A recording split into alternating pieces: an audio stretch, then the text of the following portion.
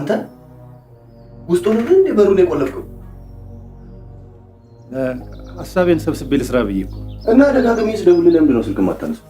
ወንዴ ነገርኩህ እኮ ስልኬን ሳይለንት አድርጌው ነበር ሰው እንዳይረብሽ፣ ለዛ ነው ያላየው። እና መጀመሪያ አትናገርም?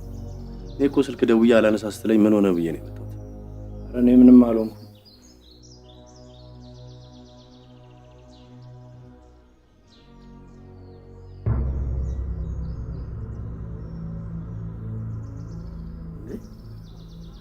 ደህና ጥርስ እንዳለው ቆሎ የገዛው ምን ልታደርገው ነው? ኧረ ገዝቼው አይደለም።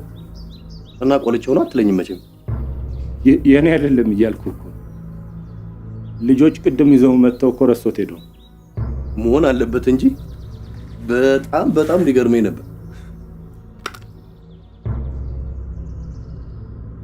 ለማንኛውም ምን ላይ ደረሰ? ምኑን? ፍጹም እየቀደድክ ነው? ለምንድን ነው የምቀልደው? የእውነቴን ነው። እና ሰውየው የእኛን ስልክ እየጠበቀ መሆኑን ስንቴ ነው የነገርኩህ? ፍጹም ምንም ስለ የጀመርኩት የለም እንዳትለኝና የባሰ እንዳታናድደኝ። ጀምሬዋለሁ ማለቴ ላይ ጀምረው ነው።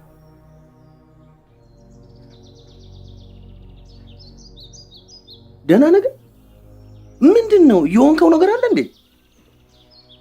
ኧረ እኔ ደህና ነኝ። ምንድን ነው ግን ለምንድን ነው የጠየቀኝ?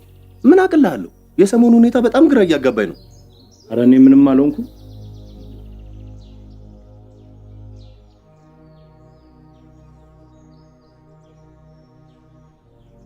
ምን ነው?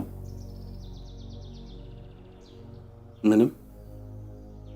እና ታዲያ ለምንድን ነው እንደሱ የምታይ? እንዲሁ ዝም ብዬ ነው። ለማንኛውም በኋላ ደውዬ ቼክ አደርጋለሁ። መልካም ስራ ይሁንልህ።